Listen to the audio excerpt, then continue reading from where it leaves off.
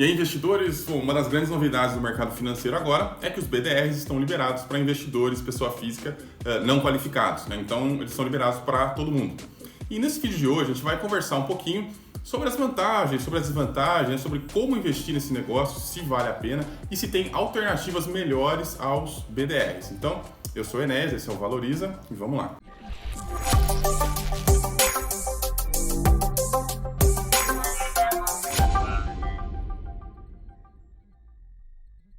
Para a gente começar a nossa conversa, o que são esses BDRs, né? Bom, são ativos brasileiros lastreados em ações de empresas no exterior.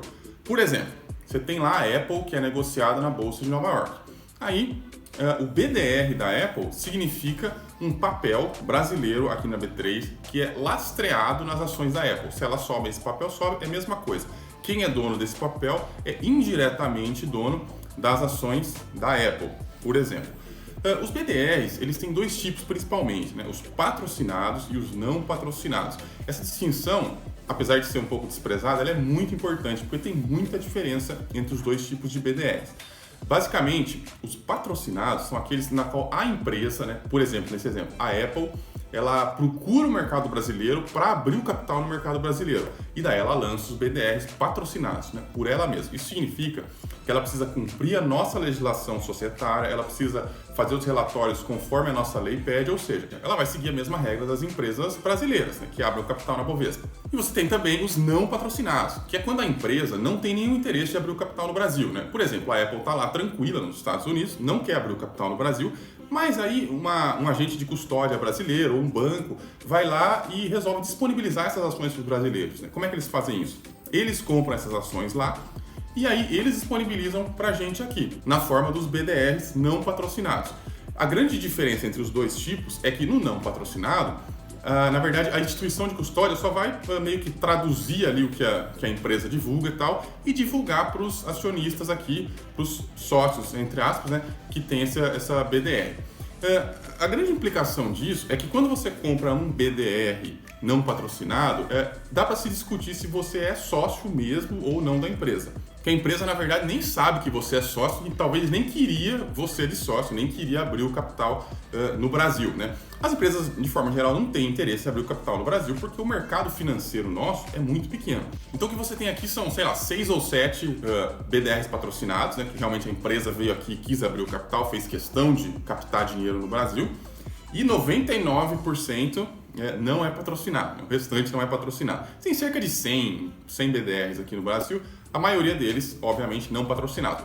Todas essas grandes empresas que você quer ser sócio, né, provavelmente, não são patrocinadas. Tá? A Google não faz ideia que vende ação dela aqui, a Coca-Cola não faz ideia, a Apple não faz ideia, a Disney, nenhuma dessas empresas está nem aí pro BDR brasileiro porque ele é não patrocinado. A definição é mais ou menos essa. Agora eu queria falar um pouquinho sobre as vantagens e as desvantagens.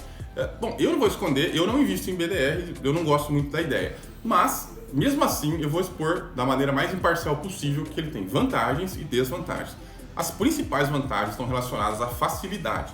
Comprar um BDR é tão fácil quanto comprar uma ação. Basta você saber o código dele, ir lá na bolsa, digitar e comprar no seu home broker, como você faz com ações, com fundos imobiliários, com ETF, com qualquer outro tipo de ativo. Você não precisa abrir uma conta numa corretora no exterior, que pode dar algum trabalho, né? Você também não precisa fazer remessa, que dá um trabalho e também tem um certo custo. Então você escapa tanto de fazer remessa, de ficar mandando dinheiro para fora do país, quanto de ter que ter uma conta numa corretora norte-americana, geralmente em inglês, que te dá acesso aí a esse mercado. E a grande vantagem é que você pode ficar com uma corretora só. Você tem lá uma corretora brasileira que você já usa para investir em ações, fundo imobiliário, em renda fixa, em qualquer outra coisa. Você só vai incluir os BDRs nela, não vai precisar abrir conta, não vai precisar fazer absolutamente nada.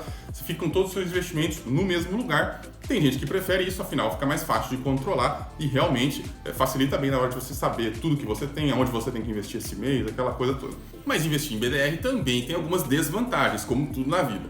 E a primeira delas é que eles rendem um pouquinho menos, porque os dividendos você vai perder um pouquinho para o banco. O banco não vai fazer de graça, né? O banco ele tem que ganhar alguma coisa. Então, ele vai lá, compra ação para você, distribui ela para você aqui em real, ele facilita a sua vida, em troca disso, ele tira um pouquinho. Geralmente, ele tira uns 5% aí do que você recebe de dividendos. Claro que algumas empresas não pagam dividendo, então nessas você vai perder menos, né? Por exemplo, o Facebook não costuma pagar dividendo. Então, nelas você não vai perder tanto, mas nas outras você vai perder um pouquinho de dividendo aí, vai ficar sem receber. Agora, além disso, a quantidade de empresas que tem o BDR é muito pequena, você tem mais ou menos 100 empresas. Enquanto que lá na Bolsa Norte-Americana você tem 2.000, sei lá, 5.000 se contar o mercado de balcão, é muito mais coisa. Então você vai ter empresas melhores, claro. Dentro de 100 empresas, não sei se você vai conseguir achar uma quantidade aí mínima que atenda os seus critérios aí. A gente sempre fala aqui entre 10 e 20, né? Então dificilmente você vai conseguir. Talvez você consiga, mas talvez você tenha que aceitar alguma aí que não seja tão legal. Então isso é sim uma desvantagem. 100 empresas é uma quantidade pequena. Você tem muita empresa boa, muito boa mesmo, que não está disponível o BDR, só tem disponível para você comprar diretamente lá. E tem também a questão da liquidez, que é mais baixa, né? Os BDRs aqui no Brasil não tem tanta liquidez. Pode ser que isso melhore, porque agora todo mundo vai poder comprar BDR. E quando a manada chega, geralmente ela traz consigo a liquidez, o que é uma vantagem para quem faz o buy and hold, né? Quanto mais manadas tivermos na bolsa, melhor, porque aí a gente consegue comprar com mais liquidez. Agora, eu não sei se isso vai realmente melhorar, a tendência é que melhore, mas mesmo assim é um mercado muito pouco líquido, você não tem muita negociação nas BDRs. E hoje, como está tão fácil abrir conta em corretora no exterior e mandar dinheiro para lá, né? Tem um vídeo que eu falo sobre isso, sobre investimento no exterior e tal. Se vocês quiserem dar uma olhada, eu vou deixar os cards aqui e deixo na descrição também o link. Tá muito fácil, então assim, às vezes não faz tanto sentido. Não dá pra gente saber se o pessoal vai realmente vir negociar aqui, aumentar a liquidez desse negócio, ou se o pessoal vai simplesmente abrir uma conta no exterior, que hoje tá muito fácil. Além disso, a principal desvantagem, que eu deixei para falar por último, é que o dinheiro fica no Brasil. Você tem efetivamente um ativo brasileiro lastreado num ativo no exterior. Isso tem várias implicações, uma delas é que talvez não seja exatamente uma diversificação internacional.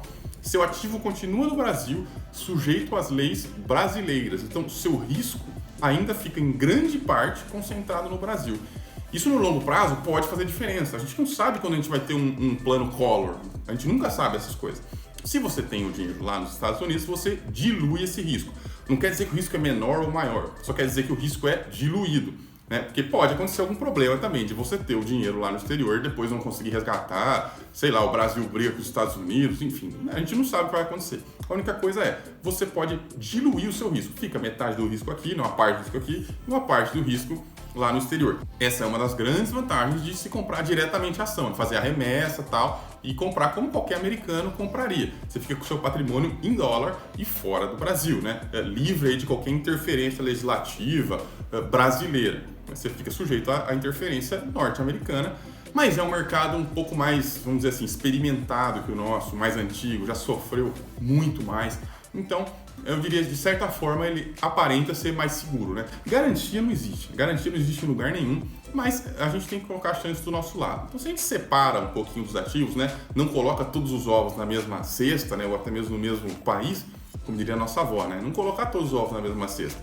Essa é uma sabedoria assim, que serve muito para o mercado financeiro. Se você pode diminuir o risco, mitigar o risco, eu prefiro enviar o dinheiro para o exterior e investir diretamente. Não quer dizer que o BDR não tenha, então, sua aplicação. Para muita gente, o BDR é melhor. E o BDR eu acho que ele é interessante principalmente para quem não tem a possibilidade de mandar muito dinheiro. Então você está começando a investir. Você investe uma quantidade de dinheiro muito pequena por mês, né? Porque a gente investe por mês. Então você consegue poupar, sei lá, só R$300. Aí não tem como você fazer uma remessa de R$300. Você vai ficar com um custo muito alto. Porque a remessa é assim, quanto mais dinheiro você manda, menos você paga, né? Proporcionalmente. Então, se você faz uma remessa muito pequena, você vai acabar perdendo.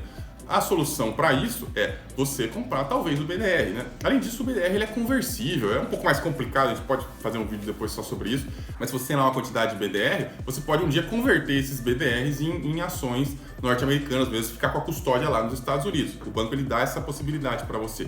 Aí as ações passam a ficar realmente no seu nome lá nos Estados Unidos e não no nome do banco. Mas claro, isso é um assunto um pouquinho mais complexo, mas é possível fazer isso. Então o BDR, ele funciona mais nessas situações. A pessoa investe um pouco, a pessoa está começando e já quer ter essa diversificação em dólar, que eu acho sim que ele é muito importante desde o começo. Então, nesse caso, talvez o BDR seja interessante. Mas a princípio, se você tem perspectiva aí de em pouco tempo começar a investir mais, começar a poupar mais, eu não entraria nos BDRs, entraria de uma vez só nos investimentos no exterior mesmo, né? Até para proteger mais seu capital, para ter um ganho maior, né, no longo prazo e principalmente para ter uma diversificação verdadeira, né? Você tem um investimento em dólar lá fora, investimento em real aqui dentro. Então de hoje foi isso, a gente volta semana que vem com outra e até lá.